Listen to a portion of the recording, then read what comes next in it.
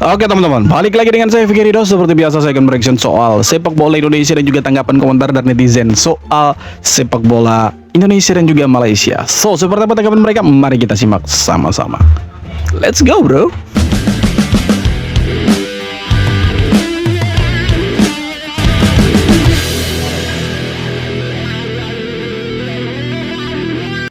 Dikmalai, nyalinya gede juga masukin akta kelahiran kakek nenek pemain naturalisasi. Malaysia modal nekat, tapi FIFA langsung gebuk Federasi Sepak Bola Malaysia habis-habisan. Jadi ceritanya, FIFA baru aja menghukum Federasi Sepak Bola Malaysia.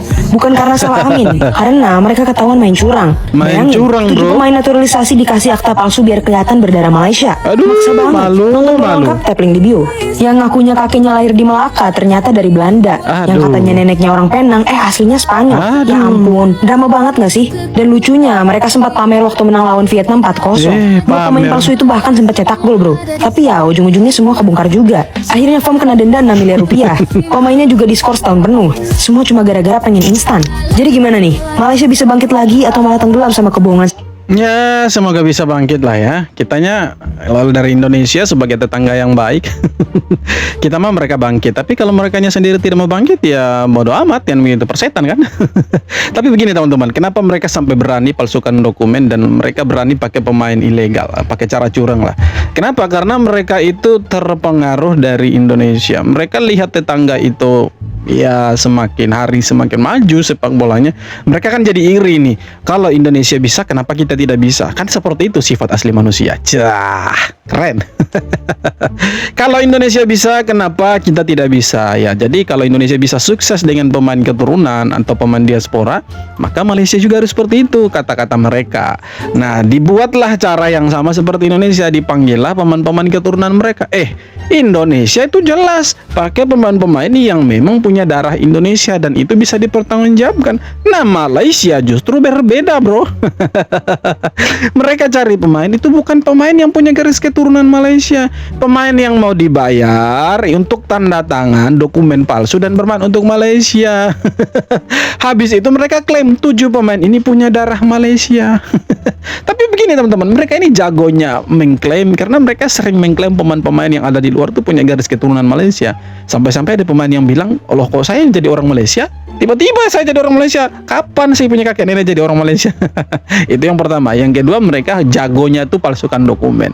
Jadi pemain-pemain yang 7 pemain ini itu ya mereka palsukan dokumennya. Itu karena apa? Karena terinspirasi dari kesuksesannya Indonesia. Ya kan? Kita cukup sukses lah sampai ke bukan Piala Dunia, sorry.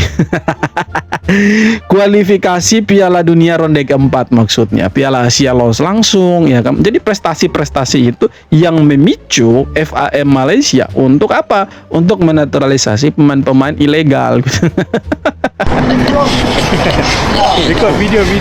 Record video apa nih?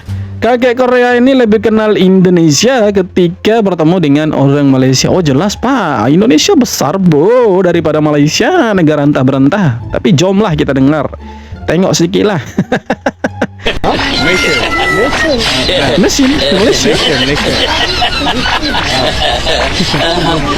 Malaysia, I don't know. Indonesia. Ya, Indonesia dia tahu daripada Malaysia. Kenapa, bro? Karena Indonesia tuh negaranya besar gitu kan. Masyarakatnya banyak, ya kan? Negaranya besar juga. Negara kepulauan besar. Jadi ya wajar kalau orang Korea itu tahu Indonesia. Nah, Malaysia negara kecil yang hobinya mengklaim itu. Aduh, apa-apa diklaim sama mereka. Tapi sudahlah, begitulah negara kecil kan. Mau paksa dewasa itu anak kecil itu. Paksa untuk diakui. Jadi wajar lah. Kita wajarkan saja lah, oke? Next, lanjut bro. Malaysia sepertinya harus nyiapin mental dari sekarang nih, Bes. FIFA sekarang minta backingan dari 4 negara seperti Brasil, Argentina, Spanyol, sampai Belanda buat ngusut tuntas kasus naturalisasi ilegal ini. Pasalnya, 4 negara besar ini ikut dicatut dalam pemalsuan dokumen yang dilakukan 7 pemain Malaysia. Mantan Wakil Presiden FAM, yakni Datuk Seri Ridzuan Sheikh Ahmad, bahkan bilang kalau Malaysia nggak nemuin kesalahan, tapi 4 negara lain ini nemuin bukti, maka hukuman berat di depan mata. Pasalnya, pemalsuan dokumen itu udah bukan sekali sekadar pelanggaran biasa, Iya. tapi masuknya pidana internasional Oh. loh, Bes. Nah, Ridzuan sendiri nyaranin Fam buat nyerah dan nerima kalau dihukum. Karena kalau tetap nekat sampai ke kas dan kalah, mereka bakal makin malu dan hukumannya bisa 2 kali lipat lebih berat. Jelas, Menurutnya, bro. jari FIFA itu lebih besar dari Malaysia karena punya akses data di mana-mana. Oh, pastinya, kalau udah organisasi tahu besar bakal nih. kalah ngapain masih nggak mau ngaku si Paci? Jadi begini, mereka ini memang ngeyel-ngeyelnya. Kalau mau dibilang, mereka ini kepala batu lah, keras lah mereka ini. Tapi keras bodoh begitu. Udah tahu salah, tapi paksa diri ke sidang cas gitu kan. Mereka ini sudah tahu loh, teman-teman ini memang tidak punya darah Malaysia, tapi mereka paksakan maju ke sidang cas. Iya, kita paham sih supaya mereka ini mau meyakinkan publik bahwa 7 pemain ini memang orang Malaysia, punya garis keturunan Malaysia, tapi kan ya jangan bodoh juga, bro. Iya kan, gitu kan.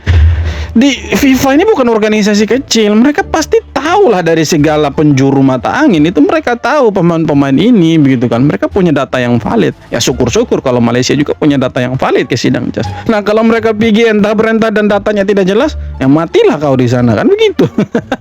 Sepak bola Malaysia benar-benar lagi gawat banget nih, Bes. Yang terbaru, seorang jurnalis olahraga senior Malaysia bernama Haresh Dol jadi korban kekerasan fisik pada 25 November 2025. Aksi Aduh.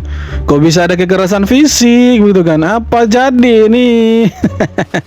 Coba kita dengar lebih lanjut. Let's go. penyerangan itu terjadi karena Doi terlalu vokal ngkritik FAM soal 7 naturalisasi ilegal Terlalu Malaysia. vokal. Setelah dapat serangan itu, Haresh langsung buat laporan ke pihak kepolisian. Itu Kejadian betul. ini langsung bikin dunia jurnalistik Malaysia auto resah. Banyak media lokal termasuk Free Today Malaysia terang-terangan mengecam aksi tersebut dan menunjukkan empati buat Haresh. FAM sendiri kini dipastikan bakal naik banding ke KAS. Meski banyak pihak menentang keputusan mereka itu. Wah, jurnalis terlalu vokal di sana aja langsung dieksekusi. Semoga dunia jurnalisme Malaysia segera aman lagi ya. Iya, Dan betul, mudah-mudahan betul, di betul. Indonesia nggak kejadian kasus-kasus yang begini ya, Bes. Ya kalau di Indonesia sejauh ini sih ya mungkin belum ada ya sampai yang pemukulan atau apapun itu. Ya walaupun ya banyak sih media-media mainstream di Indonesia yang memberitakan soal pemecatan Patrick Kluivert, soal kebobrokan dari PSSI, tapi ya sampai kalau kayak pemukulan dan tindakan premanisme ya sejauh ini ya belum terdengar jauh sih, maksudnya belum ada begitu. Tapi kalau sampai di Malaysia seperti ini, aduh itu lucu begitu. Artinya mereka anti kritik dong, iya kan? Anti kritik, kau udah salah gitu kan, dikritik, diberitakan malah kau pukul orang gitu. Kalau saya balas lah. Enak aja kau yang pukul-pukul gratis, ya balas lah. Sakit bro, balas lah. Jelas-jelas salah, ya kan? Jelas-jelas mereka salah palsukan itu kan, palsukan dokumen 7 pemain itu. Nah sekarang ketika diberitakan ada jurnalis yang dipukul, aduh cemen sekali bro, cemen sekali itu, bagaimana itu? Duh. Gabut level dewa, pemain naturalisasi ilegal Malaysia, Gabriel Palmero kedapatan ikut event lari di Spanyol nih, Bes. Yap, itulah aktivitas yang dilakuin Palmero setelah di-ban FIFA selama setahun nggak boleh berkecimpung di sepak bola. Doi terciduk lagi ikut event lari daripada rebahan di rumah demi jaga penampilan kan ya. Oh iya, Palmero ini adalah salah satu pemain yang sempat keceplosan waktu diinterogasi FIFA. Doi awalnya ngaku neneknya lahir di Spanyol. Terus buru-buru diralat. Maksud saya Malaysia, Pak, Malaysia. Udah kayak nyontek terus panik ketahuan guru aja tuh. Nah, terus sanksi FIFA ke Palmero kan masih lama nih. Apa mungkin Doi bakal ganti profesi buat jadi pelari maraton aja ya? Ya dia salah satu yang kejeplosan, betul. Waktu itu dia bilang nenek saya lahir di Spanyol, kakek saya di Venezuela. Dia bilang gitu. Tapi dia bilang salah.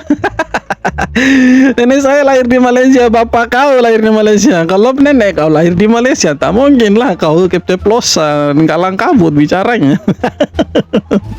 Kalau Indonesia itu jelas. Oh nenek saya dari sini, dari Semarang, dari Jakarta, dari Manado, gitu kan, dari NTT, dari mana lagi, dari Maluku, begitu kan jelas. Dari Minahasa, jelas kita itu maksudnya. Garis keturunannya itu ada dan bisa dibuktikan. Jangankan buktikan lewat media sosial, administrasinya pun itu bisa dibuktikan. Dan kalau naturalisasi Indonesia itu transparan, makanya kita yang di pelosok-pelosok ini, yang di daerah-daerah itu bisa tahu asal usul keturunan pemain diaspora kita. Nah berbeda dengan ya Malaysia, ya kan beda jauh bos. Mereka tertutup, ya kan tiba-tiba udah jadi orang Malaysia. Nah coba tuh tanya ke netizen Malaysia. Nah, itu Gabriel Palmero itu orang Malaysianya dari mana gitu kan? Asal usulnya gimana sih bisa jadi orang Malaysia? Mereka tidak akan tahu. Coba tanya ke netizen Indo yang mungkin di kampung sekalipun, yang hidupnya di desa-desa. Tahu mereka itu. Tahu karena apa? Karena di Indonesia itu transparan gitu kan. Soal naturalisasi ya transparan, sangat-sangat transparan itu. Bahkan sidangnya beberapa kali itu kan. Jadi kita tahu gitu. Bedalah dengan mereka itu. Beda jauh. Publik Indonesia dibuat pusing dengan pernyataan PSSI dan Menpora terkait target. Apalagi PSSI ini. Setelah tadi Malaysia sekarang PSSI lagi nih. Aduh. Lanjut, apa ini? Timnas U22 SEA Games nih, Bes. Wakil Ketua Umum PSSI Zainuddin Amali menegaskan target federasi untuk Timnas U22 nggak berubah, yakni medali emas. Pernyataan ini makin dipertebal karena sang nahkoda Indra Syafri juga bilang kalau timnya tetap bertekad mempertahankan emas. Nah, tapi pernyataan ini berbanding terbalik dengan apa yang sempat disampaikan Menpora Erick Thohir hingga menuai banyak sorotan karena cuma menargetkan medali perak berdasar usulan PSSI. Terus ini yang benar yang mana sih, Pak? Ya, mana yang harus dipercaya, apakah ini bro? ada indikasi kalau perpecahan di tubuh federasi mulai kelihatan? Lalu di putranya kemarin kalau tidak salah perak. Tentunya tujuannya untuk back to back, ya, emas. Ya tentu bisa jadi cabur bisa berbeda dengan pemerintah. Ya. Aduh, ini bagaimana ini? Ini Pak Zainuddin Amali dengan Pak Ketum ini statementnya berbeda-beda ini. Pak Ketumnya itu maunya perak gitu kan ya, tidak muluk-muluk. Tapi dari Pak Waketumnya maunya itu emas, back to back bro, karena edisi sebelumnya kita tuh emas gitu kan. Nah disinilah yang kita bilang selama ini di PSSI ini komunikasi publiknya itu memang carut marut bro. Carut marut. Nah ini harus diperbaiki sebenarnya kalau mau maju. Jadi penyampaian ke publik itu ya jangan satu ngomong lain, satunya lagi ngomong lain begitu kan. Artinya masyarakat dibikin bingung ini loh. Targetnya yang mana yang jelas ini kan. Ketum bilang itu nanti bukan emas tapi perak ya, Ketum sekalian Menpora kan. Nah Pak Ketum PSSI bilang emas harus back to back. Nah mana nih yang harus dipercaya, sedangkan ini pejabat PSSI ini loh dua-duanya nih, Ketum dan Waketum yang bicara nih. Mana nih yang harus kita dengar gitu kan. Jangan sampai ada perpecahan, jangan sampai statement di publik itu berbeda-beda. Harusnya satu aja sih, satu suara yang keluar. Kalau dua suara yang keluar begini kan artinya kita bisa menilai ada apa di PSSI ini kan gitu. Janganlah macam tuh Pak Ci. Wah, keputusan PSSI buat nggak ada FIFA Matchday bulan ini kayaknya makin nyesek nih bro. Soalnya para pemain kita di luar negeri lagi on fire banget. Dari Italia, Jay Ijes jadi tembok hidup buat Sassuolo, bantu timnya bantai Atalanta 3-0 tanpa kebobolan. Sampai-sampai mukanya itu ya dihantam bola itu kan kayak gitu. Terus lanjut ke Jerman, Kevin Dix akhirnya buka rekening golnya di Bundesliga. Keren. Gol perdana yang langsung bikin fans bangga. Belum cukup, di Belanda, Dean James bikin gol solo run keren banget, ngelewatin pemain Feyenoord 1-1. Sementara di bawah Mister Emil Audero tampil bak tembok beton di Cremonese. Itulah kita punya pemain keren-keren, tapi sayangnya kita tidak ada FIFA Matchday. FIFA Matchday sudah lewat. Tapi jangan lupa bro, tenang, kalem, stay kalem bro. Karena tahun depan akan ada FIFA World Series. Kalau sudah namanya FIFA World Series, pastinya itu ya eventnya dari FIFA dong. Ya pastinya kalau kita menang ya naik peringkat lagi. Ya walaupun sekarang Malaysia ada di atas Indonesia, tapi tenang, pelan-pelan kita kan gusur lagi Malaysia itu. Ya kan, mau turun sendiri atau diturunkan sama King Indo kau tuh. Rodrigo Holgado kena sanksi FIFA, dilarang main 12 bulan gara-gara dokumen naturalisasi bermasalah. Gaji dihentikan, absen dari skuad. Tapi klub Chile Coquimbo Unido malah ngincer dia. Holgado jadi target utama di bursa transfer, padahal statusnya masih terhukum. Sanksi jalan terus, tapi peluang tetap datang. Holgado kontroversial tapi tetap laku. Rodrigo Holgado ya kontroversial tapi tetap laku ya, betul juga sih. Si siluman harimau satu ini kontroversial dia itu kan, tiba-tiba jadi orang Malaysia dan tidak tahu juga lagu kebangsaan Malaysia dia.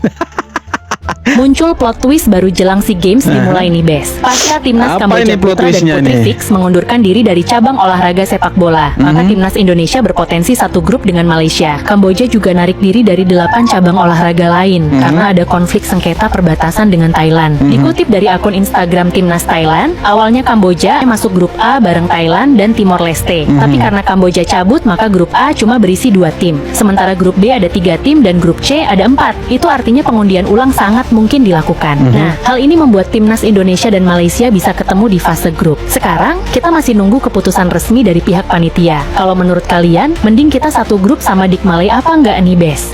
Mau satu grup ataupun tidak satu grup, pastinya mereka akan kena bantai nantinya. Itu dua-dua kemarin di AFF pun kita hajar mereka itu kan. Itu pelatihnya siapa? Indra Syafri juga. Jadi kalau mau ketemu di fase grup, mau ketemu di 16 besar kah, semifinal kah, final kah, kita bantai. Tenang. King Indo nih, Thailand saja itu kita hantam mereka bisa-bisa dong. Mau Malaysia lagi yang negara entah-berentah yang sepak bolanya tidak jelas, ya kan? Pastilah dibantai sama King Indo, habis nanti mereka tuh, percaya. Jadi ya kita tidak usah khawatir lah, mau nanti drawing ulang kita ketemu siapapun kita hantam bro. Intinya itu.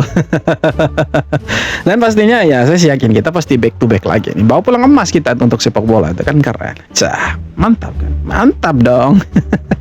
Oke teman-teman, jadi itu dia beberapa video tanggapan dan komentar dari netizen soal sepak bola Indonesia dan juga Malaysia. Dan seperti apa tanggapan kalian? Silahkan tulis kolom komentar. Terima kasih banyak sudah nonton. Kita jumpa lagi di video-video berikutnya. Terima kasih.